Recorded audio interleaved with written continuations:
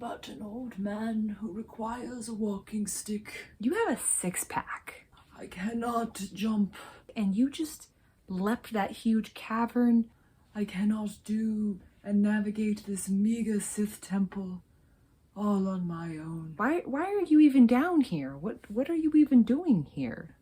My withering age has brought me to this point, but I have but one sweet request.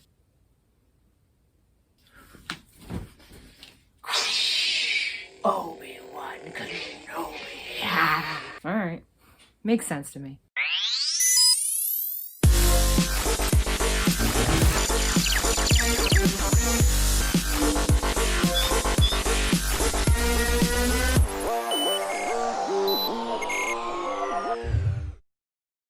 Now, I always say that Star Wars Rebels Season 2 is actually really what got me into this series. And rewatching it, that makes so much sense to me. I don't think it's the best season of Rebels, like the overall best in terms of just the quality of it. I will come back to what I think that is when I finally finish watching Rebels. But Season 2 definitely ups the ante in a lot of ways. I mean, Darth Vader is the main villain, for the most part. He is the opening villain in the beginning, which that Siege of Lothal type of thing, that is just amazing. That whole opening sequence with Darth Vader, they don't pull their punches at all. It definitely feels epic. And I think that's one of the things about Season 2 in terms of when it's at its best, it's Rebels at its best. And I think that in terms of that, it's amazing. I'd argue, though, that there are more filler episodes in Season 2 than there are in Season 1. There were a lot more here that I totally just forgot about and was kind of like, oh, this is when Ezra starts to annoy me. And it's true, because I talked about this a bit in my Season 1 review. He didn't annoy me at all in Season 1, which surprised me, because as someone who gets very easily irked by that boy, sadly, I'm sorry, Ezra fans, I'm sure you're out there, I didn't feel as annoyed from him when I watched Season 1, but when I watched Season 2, they ditched the whole, like, streetwise kid, and they just kind of make him a bit of, like, a whiny rebel. No pun intended. He's just constantly butting heads with Kanan in terms of, like, oh, like, I'm training to be a Jedi, you have to start respecting and understanding my decisions. And I'm like, aren't you 15? I think he regresses as the series goes on. But other characters in this season are a lot more palatable. Even though I enjoyed them in the first season, everybody else just becomes exponentially better while Ezra regresses.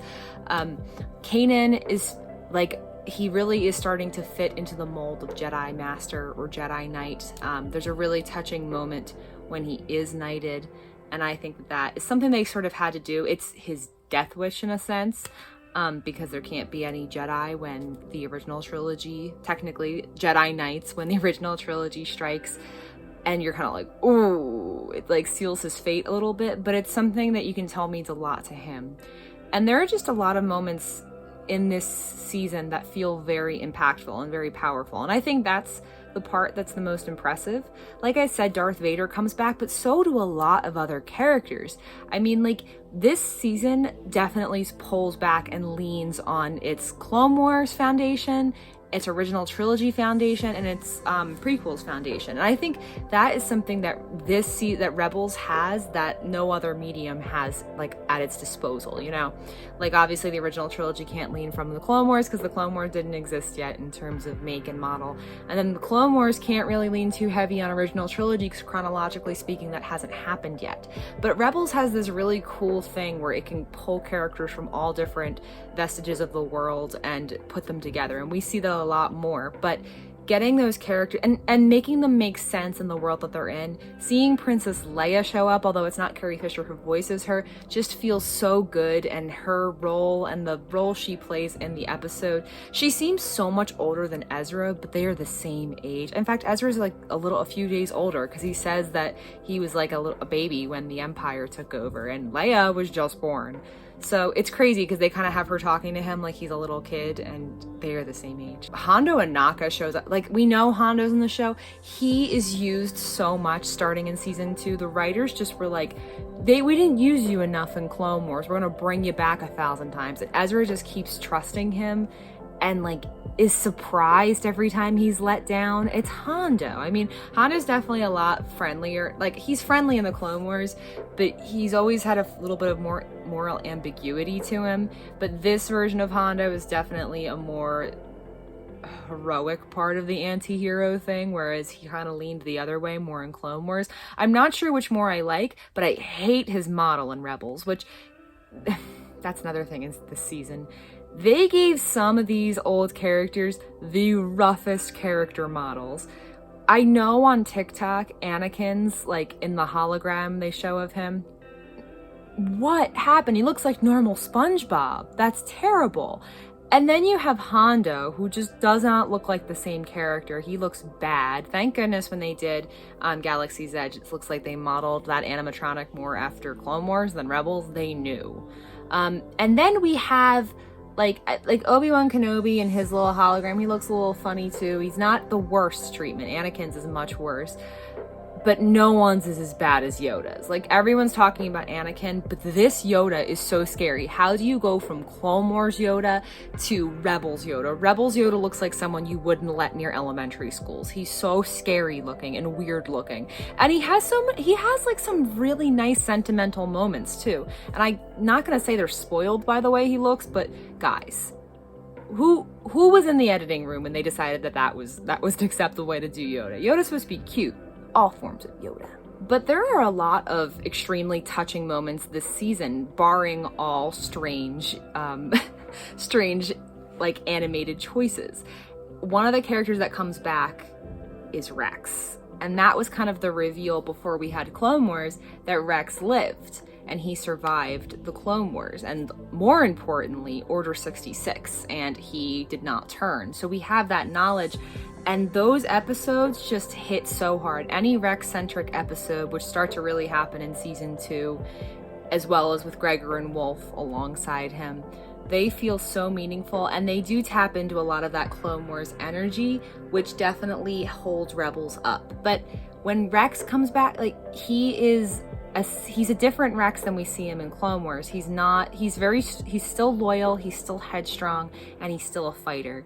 But he's definitely been out of the game for a while here. And seeing like this seasoned veteran basically struggling and grappling with his previous identity and kind of finding a new one is something that's just... And then the tension between him and Kanan, because it's like Kanan has this bias against clones because the clones betrayed the Jedi and he saw his master get murdered by one of them. Another very annoying Ezra moment, even though he's right. Ezra's like, come on, trust him. And I'm like, Ezra, Kanan's whole like family, basically his whole world was destroyed. Like, give him some slack. He's not just being totally unreasonable here. Even Ahsoka approaches it from a very, like, hey, I need you to trust me. Like, it's gonna be hard for you, and it's understandable that it's gonna be hard for you because it would be hard for me if I didn't trust Rex with my life. Which, speaking of, unexpected, Ahsoka freaking Tano has her comeback. Again, this was the reveal that she survived Clone Wars before we had that, like at the end of season 1. And they just hit the ground running with her. She adds so much to the cast, I think. I wish they used her more. I get why they didn't, because she would definitely take away from a lot of the other heavy hitters. Like, they need to give Zeb his episode, which is just super touching. One of my favorite episodes of the season is Zeb's Lasat episode, and then also what happens with him and Callus, and they're continuing back and forth.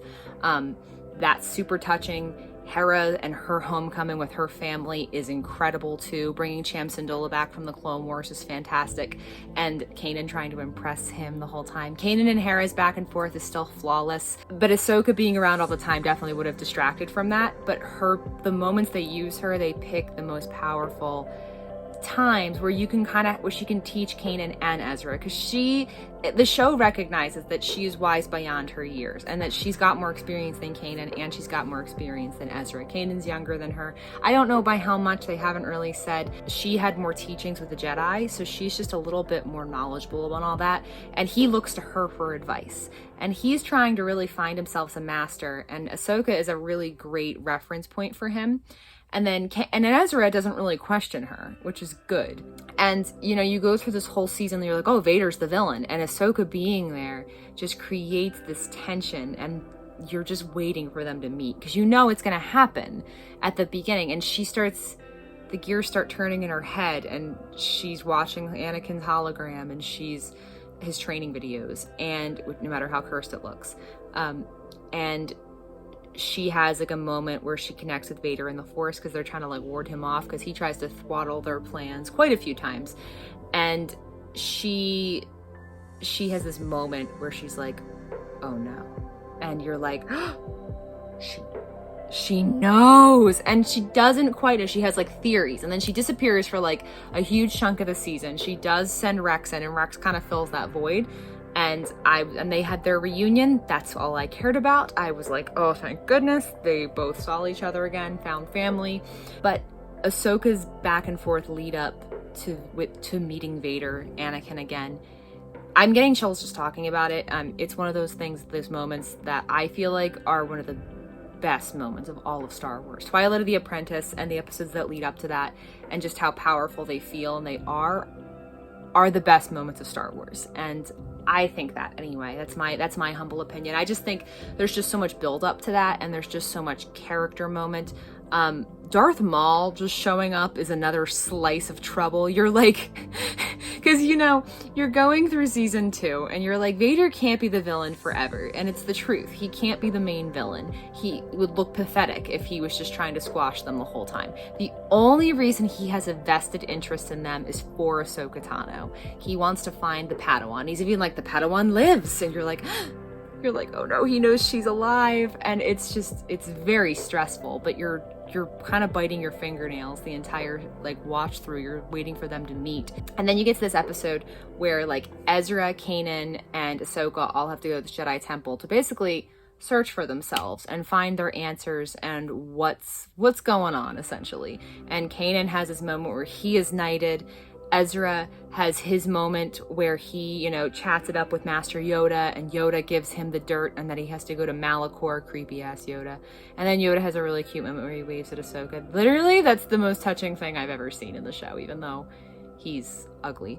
And then Ahsoka gets the sad moment, Ezra and Kanan get insight, and Ahsoka, the answers she finds are not the ones she necessarily wants, but it is the truth. And it's just the vision of creepy Anakin behind her saying, why did you leave me? She's so gutted and guilt-ridden. And then that leads us into Twilight of the Apprentice, and Maul is there, and he goes by Old Master, even though he's ripped and he has a six-pack, and he's just as troublesome and annoying as ever, and I love him. And he really does find the most gullible person in the galaxy, because Ezra's like, all right, call me Jabba. I hate that so much. I know it's supposed to be funny, but I think it's dumb. And them working together at the Sith Temple, and Maul's trying to lure Ezra to the dark side. It's a much more palatable, likable Maul. He's less feral here because he doesn't have as many legs to stand on. Maul and Ezra are looking for the Sith holocron, and then Kanan and Ahsoka are trying to find the Inquisitor. But then, lo and behold, they all end up meeting, and Ahsoka's like, Maul? That's your friend? And Ezra literally has the audacity to look at Ahsoka and Kanan, who are Ahsoka is an experienced Jedi. She's not quite a Jedi, but she is just as good as. And Ezra's like, trust me, I know he's with us, guys. And you take one look at Maul, and you're like, no, I don't trust him. Anyone with one operating brain cell would come to that conclusion, but we have Ezra who doesn't do that. And it's peak annoying, but it's also the whole episode, just the way it's shot is really interesting, and it's great. And they're tag teaming these Inquisitors, and Maul just has this it just connects with the Clone Wars season 7 finale so well now, because Maul is terrified that Vader's going to show up. And we now know that he was really afraid of Vader, which implies they've met before. And I need to see that. Dave Filoni, make that happen. Don't know how or when, but you can. And then, they fight. And basically, Maul fights Kanan. And just that moment, Kanan gets blinded. He bounces back pretty quick. I'll say that. But the powerful stance of that like, and how he does come back and how he's able to fight Maul. I wanted it to kind of be Ahsoka and Maul because they kind of get a few biting lines at each other, but what they give Ahsoka is a lot more worthwhile. While Ezra is still running off trying to get this hologram, he realizes way too late that Maul betrayed them. So Vader shows up in the most dramatic way possible, and then thus starts the most amazing lightsaber fight since Revenge of the Sith. I mean, and Phantom Menace, of course, but like, whew, like the punchiness, the emotional comparisons you can draw from Clone Wars, just the fact that after all this time these two characters are meeting and there's just that cold, you just feel this cold breeze pretty much like fall over you as you're watching it, and the I'm no Jedi moment, favorite moment like ever, and then she's like, I'm gonna avenge him, like I'm gonna kill you. And they have this epic fight with her white lightsabers and Vader, and she's going toe-to-toe with Vader. Of course she is. She's super powerful and skilled and taught by him. And so they're kind of going hand to hand. And when she slices off a piece of his mask, and there's that brief glimpse, that brief moment where you're like, and it takes you out of it too, because in a way you fall for it, because you, even though virtually speaking, I know I've seen Star Wars a million times, he doesn't turn to the good side again until Return of the Jedi because of Luke. But there's that moment when like you see that flicker and you're like, he's still in there. And that's when she sees it too, and that's why she stays and she decides to fight for him instead of giving up on him. And it leads to her presumed death.